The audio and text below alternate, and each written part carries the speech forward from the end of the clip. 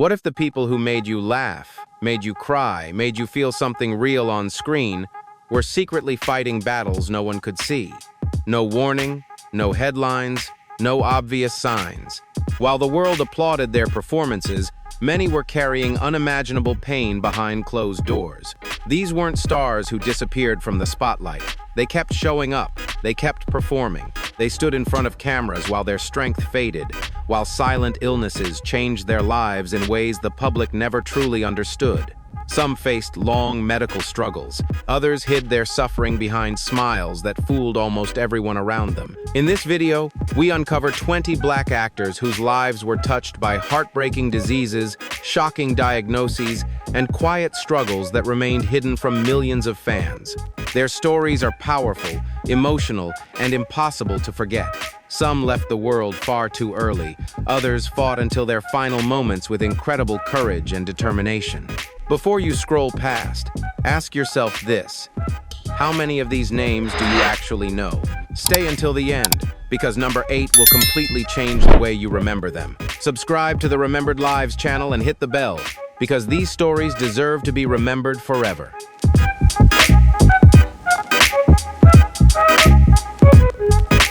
Howard Rollins arrived in Hollywood carrying an unmistakable intensity, a sense that his talent was both extraordinary and deeply serious.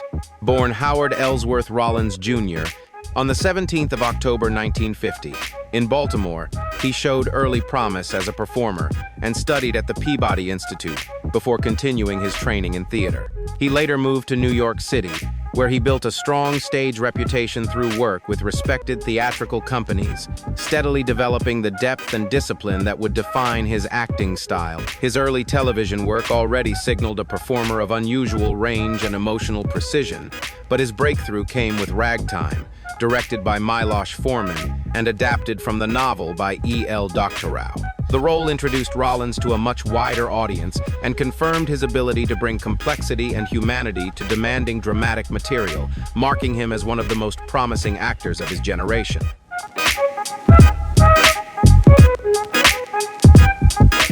Howard Rollins delivered a powerful performance as Coalhouse Walker Jr. in Ragtime, portraying a gifted black pianist in early 20th century America whose life is shattered by racial violence and personal loss. The role demanded a rare emotional range, requiring him to embody both deep vulnerability and controlled intensity as the character is driven toward a path of revenge after his dignity is violated.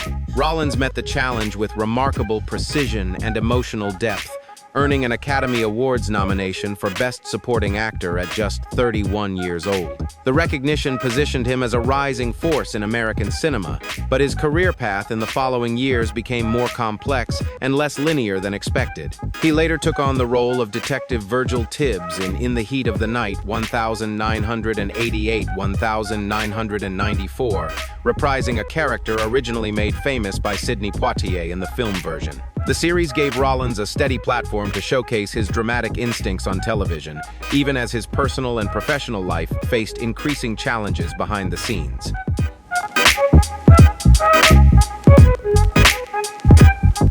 Howard Rollins brought intelligence, restraint, and emotional presence to his role in the Heat of the Night across 6 seasons, helping anchor the series with a grounded and thoughtful performance.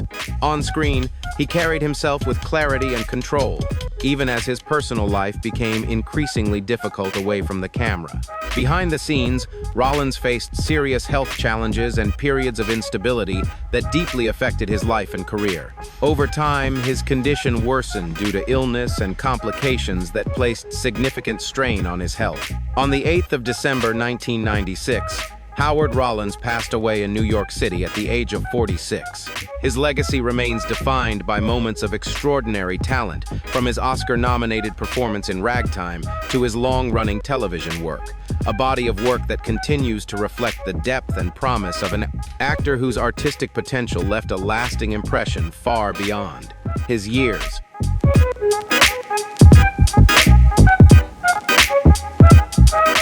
Robert Guillaume possessed one of the most distinctive voices in American entertainment, a rich, resonant baritone capable of shifting effortlessly from serious dramatic weight to sharp comedic timing. Born Robert Peter Williams on the 30th of November 1927, In Street Louis, he grew up in poverty and was raised by his grandmother after his parents separated. Despite the challenges of his early life, he discovered an early passion for music and performance, eventually studying at Washington University in Street Louis, and later attending the Aspen Music Festival, where his vocal abilities truly began to stand out. Guillaume's early career included work in opera and musical theater, where his powerful voice and stage presence earned him recognition for classical performance. Over time, however, he transitioned toward comedic and character-driven roles, where his precise delivery, expressive tone, and natural charisma would eventually make him a familiar and beloved presence on both stage and screen.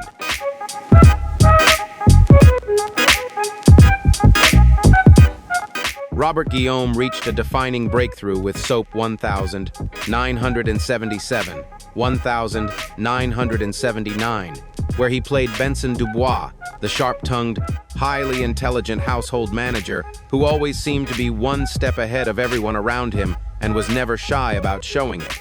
The character quickly became a fan favorite, leading to the spin-off series Benson 1986, in which Benson's journey evolved in an unusual and memorable direction, eventually rising into political leadership as governor, one of the most distinctive character progressions in sitcom history. Guillaume's performance earned him critical acclaim and multiple Emmy Awards, highlighting his rare ability to balance comedy, authority, and emotional nuance with effortless precision. He later reached a new generation of audiences through voice acting as Rafiki in The Lion King, bringing warmth, wisdom, and playful energy to one of Disney's most iconic animated characters.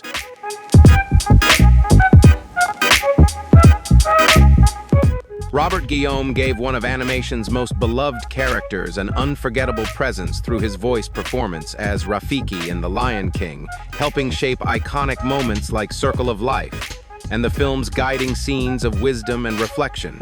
His voice carried a rare blend of warmth, mystery, and authority that left a lasting imprint on generations of viewers who grew up hearing his performance. In 1999, Guillaume suffered a stroke that affected his speech and mobility, but he met the challenge with remarkable determination, continuing rehabilitation while still pursuing his craft whenever possible. He refused to step away from life or creativity, choosing persistence over withdrawal. He had also been open about his battle with prostate cancer, using his platform to encourage awareness and early screening for men. On the 24th of October 2017, he passed away at his home in Los Angeles at the age of 89, surrounded by family. From a difficult childhood in Street Louis to Emmy-winning television success and animated immortality, his journey stood as a testament to resilience, artistry, and a voice that truly never faded.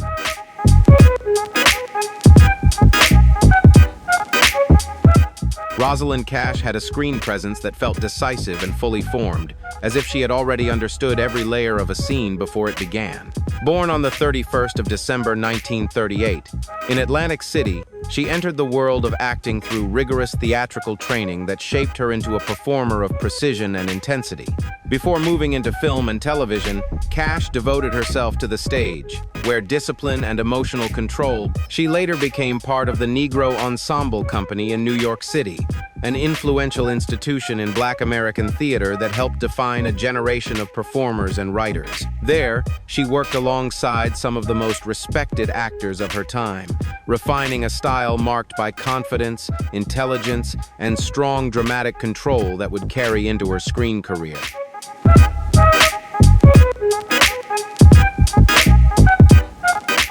Her film career began in the early 1970s and immediately signaled the arrival of a bold and distinctive talent. In The Omega Man, opposite Charlton Heston, Rosalind Cash played Lisa, a strong and resourceful survivor in a post-apocalyptic world. She brought conviction, intelligence, and emotional force to the role, helping elevate what could have been a standard genre story into something far more grounded and human. The film also stood out for its depiction of an interracial relationship at a time when such portrayals were still uncommon, and Cash's performance added authenticity and emotional depth to every scene.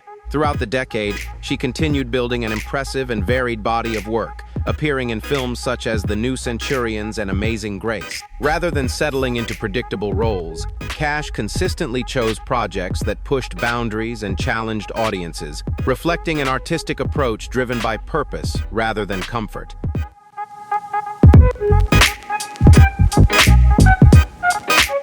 Rosalind Cash also made a strong impact on television throughout the 1970s and 1980s, appearing in numerous dramatic series where she often portrayed professionals, authority figures, and women of intelligence and complexity.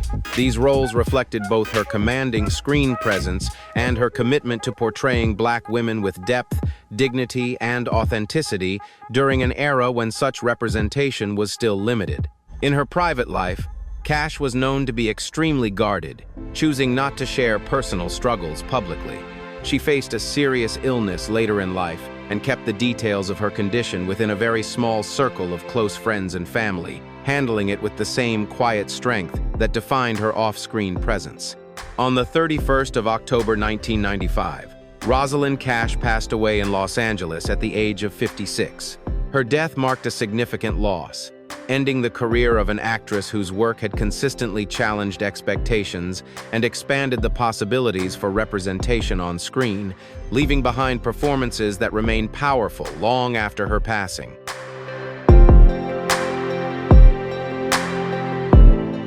Madge Sinclair carried a regal presence that didn't need to be created by costume or direction. It was already part of her.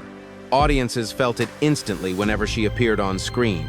Born on the 28th of April, 1938, in Kingston, Sinclair brought with her a strong classical education, a commanding physical presence, and a voice shaped by her Jamaican heritage that added authority and depth to every role she played. Before entering the American entertainment industry, she worked as a teacher in Jamaica, a background that may explain the natural sense of dignity and purpose she brought to her performances, as if each role carried a lesson or message beneath it.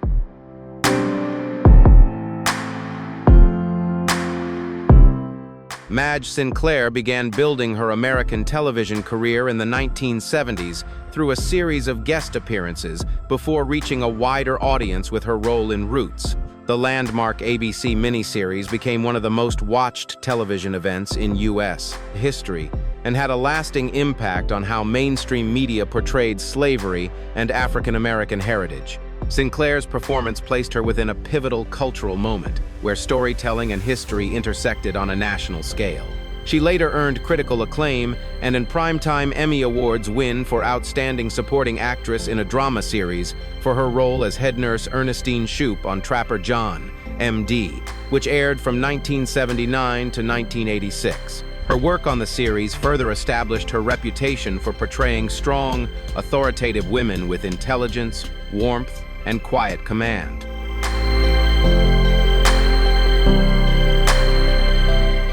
Madge Sinclair was known for authority, compassion, and a quiet dignity that defined every role she played. She became widely recognized through Roots and later earned an Primetime Emmy Awards for her performance in Trapper John, M.D., where she portrayed strong, capable women with natural command and emotional depth. A completely different side of her talent appeared in Coming to America, where she played Queen Alien alongside Eddie Murphy, blending humor with regal presence. While still working, she privately battled leukemia. On the 20th of December, 1995, she passed away in Los Angeles at 57 years old, leaving behind a legacy of strength, grace, and unforgettable screen presence.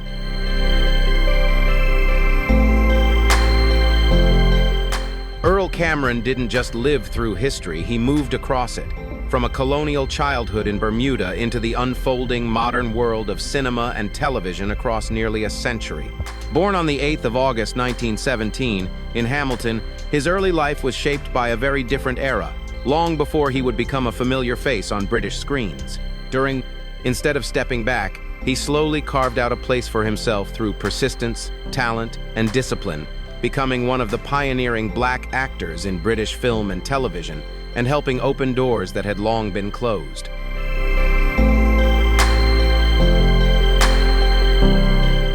Beginning in the late 1940s and moving into the 1950s, Earl Cameron began appearing in British cinema at a time when black actors were rarely given meaningful or leading roles. His performance in Pool of London marked one of the first times a black actor was portrayed with dignity and emotional depth in a major British production. He continued this path with Sapphire, which directly addressed racial prejudice in the United Kingdom, and Flame in the Streets, which explored interracial relationships during a period of social tension and change. Rather than treating these roles as simple work opportunities, Cameron approached them as meaningful contributions to representation, helping demonstrate that black performers could lead serious dramatic stories with equal skill, presence, and humanity as their peers.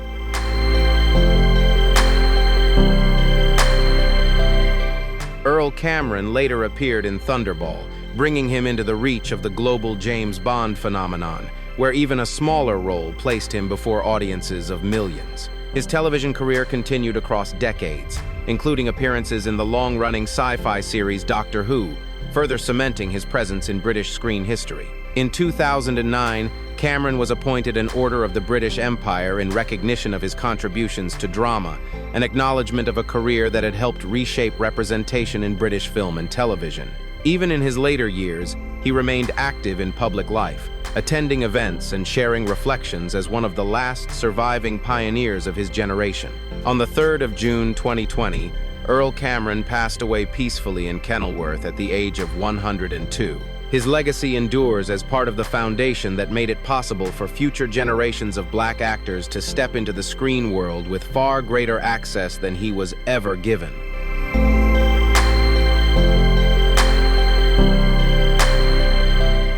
Kevin Peter Hall is often remembered without ever being seen clearly on screen, a performer whose presence was felt more than his face was recognized. Born on the 9th of May 1955 in Pittsburgh, he came from a family defined by extraordinary height, with both parents unusually tall, and he ultimately reached 7 feet 2 inches himself. That physical presence shaped much of his early casting, but it never defined the limits of his ability. Hall studied theatrical arts at George Washington University, where he trained seriously as an actor and developed a disciplined approach to performance. Even when working inside heavy prosthetics and creature suits, he treated every role with full commitment, focusing on movement, emotion, and physical storytelling. His career demonstrated that performance is not only about visibility, but about how completely a character can be embodied from within.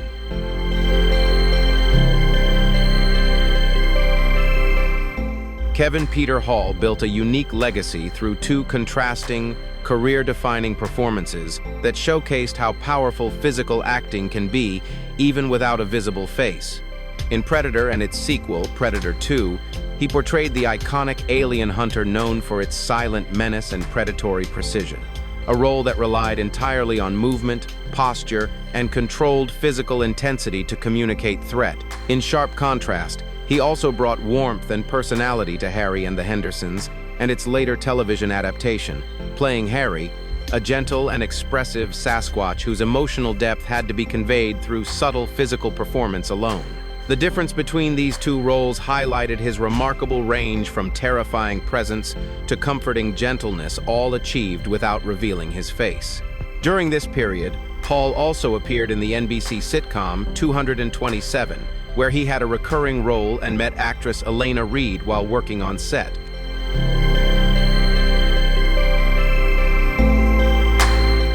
Kevin Peter Hall married actress Elena Reed in 1988, forming a close personal and professional bond during a peak period of his career. In 1990, he suffered a serious car accident in Los Angeles and later faced severe health complications following a blood transfusion. With his wife's support, he spoke publicly about his condition at a time when it was still widely misunderstood. He passed away on the 10th of April 1991 at just 35 years old while working on early developments tied to Harry and the Hendersons. His loss ended the life of a performer known for redefining physical acting on screen.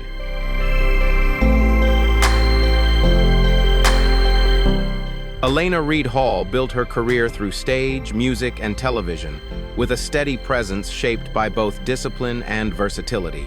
Born Bernice Ruth Reed on the 10th of November 1946, in Springfield, she developed an early passion for performance and music, later studying at Kent State University before moving into the New York theater scene.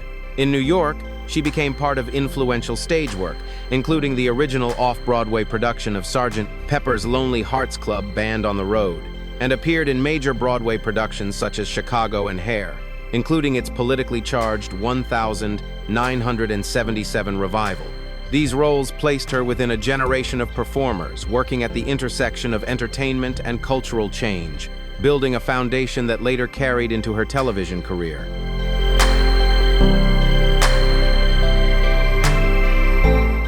Alaina Reed Hall became a beloved presence in children's television when she joined Sesame Street in 1976 as Olivia Robinson, Gordon's younger sister and a professional photographer.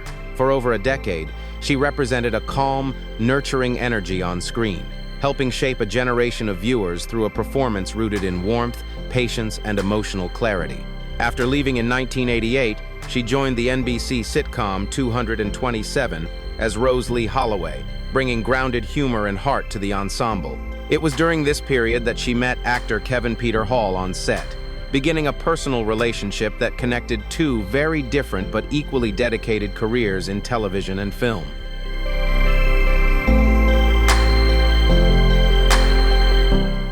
Alaina Reed Hall continued her work after her marriage to actor Kevin Peter Hall in 1988, a relationship that blended personal life and shared experience in the entertainment industry. After his death in 1991, she carried forward with a quiet resilience, focusing on her career and personal strength rather than public attention. In 2007, she was diagnosed with breast cancer and chose to participate in awareness efforts, including the documentary Breast Cancer Examined: African American Perspectives, helping highlight the importance of early detection and the disproportionate impact of the disease on Black women.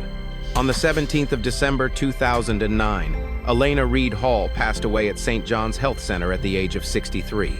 She is remembered for her work on Sesame Street and 227, as well as for a life marked by creativity, care, and quiet strength in the face of personal challenges.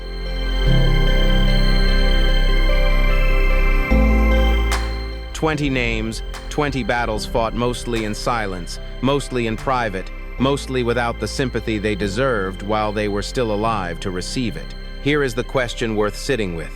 Why does Hollywood often only truly celebrate artists after they are gone? Why does it take death for the world to finally pay attention? Were these performers failed by an industry that consumed their talent but overlooked their humanity? Or is silence in the face of illness always a personal choice that deserves respect, no matter the cost? There are no easy answers here.